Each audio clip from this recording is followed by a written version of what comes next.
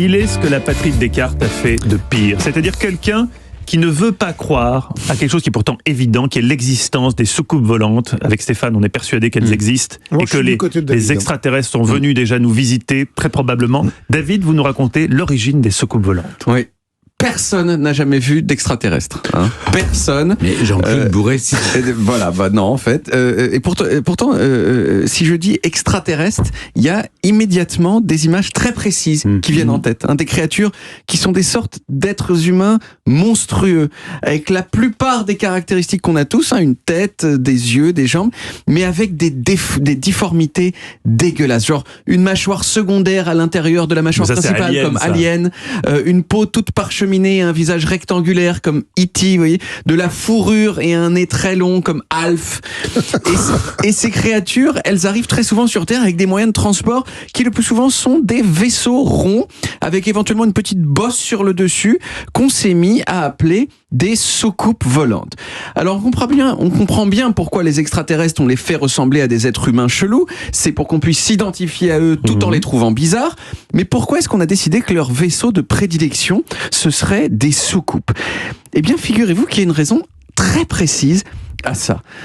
Le 24 juin 1947, il y a un aviateur amateur qui s'appelait Kenneth Arnold et qui volait avec son petit avion dans le ciel de l'Oregon, qui est un État américain.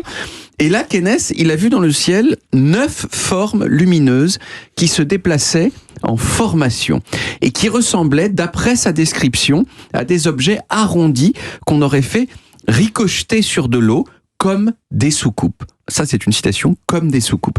Tout ce qu'il a fait, quand il était dans son petit avion, Kenneth, c'est qu'il a calculé approximativement à quelle vitesse les objets volaient, et il a trouvé 2700 km/h, c'est-à-dire 3 fois plus vite que le plus rapide des avions de l'époque.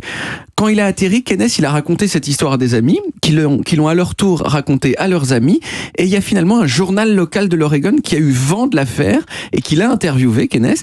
Et ce n'est pas Kenneth, mais ce journaliste qui l'a interviewé, qui le premier a parlé de soucoupe volante. Ouais, de flying saucer, de soucoupe volante. Kenneth, il a juste dit que les formes, comme je l'ai dit, se déplaçaient comme des soucoupes qui feraient des ricochets sur l'eau. Ah oui, et c'est le journaliste c'est une interprétation du journaliste qui a dit c'est des soucoupes volantes.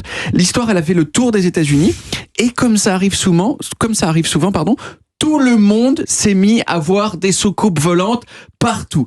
Il y a un auteur américain qui a compté que dans les mois qui ont suivi, en 1947, rien que pendant cette année-là, et rien qu'aux États-Unis et au Canada, il y a eu 853 occurrences de gens qui ont affirmé avoir vu des soucoupes volantes dans le ciel. Et il y en a eu une de ces visions qui a eu des répercussions très fortes. 15 jours après que Kenneth a vu ces objets dans le ciel, il y a un fermier du Nouveau-Mexique qui a trouvé dans son champ des débris argentés. Et il y a un premier rapport de l'armée qui est allé voir les débris, qui disait qu'il s'agissait des débris d'une soucoupe volante. Sauf que non, c'était les débris d'un ballon de reconnaissance ultra secret. C'est ça l'histoire. Voilà, c'est ça.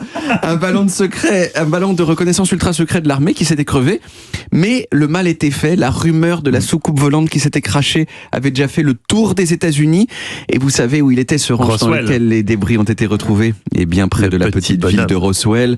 Et toutes les légendes sur les extraterrestres de Roswell, la bête de Roswell, tout ça, elles ont donc leur origine en 1947 dans cette folie collective qui s'est emparée des États-Unis après l'interview de Kenneth sur les objets volants.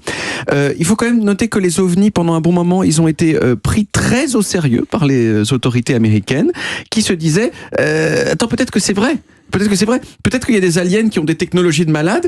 Et il faut voir aussi que c'était tout ça dans un contexte de guerre froide où les Américains et les Russes se disaient que s'il y avait des extraterrestres avec des armes super puissantes, faudrait quand même pas qu'elles tombent dans les mains du camp d'en face. Et il y a des rapports américains top secrets dans lesquels il y a des généraux super étoilés qui disent que selon eux, certains phénomènes visuels non expliqués seraient d'origine extraterrestre. Alors, au final, l'existence des soucoupes volantes a jamais été attestée scientifiquement. Tous ces objets volants non identifiés, les ovnis, il y a plein d'occurrences, il y en a eu des milliers depuis les années 40, mais je crois qu'entre 97 et 98% de ces occurrences sont expliquées. Les 2% restants, c'est pas parce qu'on n'arrive pas à les expliquer qu'elles ne sont pas explicables par d'autres moyens que les extraterrestres.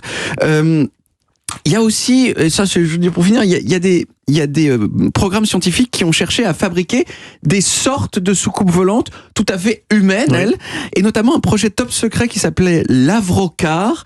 Mais ça, c'est une histoire tellement bien que je pense que je vous en parlerai dans une autre chronique. Une soucoupe volante humaine. Humaine, teasing de ouf, voilà. Merci beaucoup David. On retrouve les origines en podcast sur toutes les applis audio et en vidéo sur YouTube, Dailymotion et sur le site europe1.fr.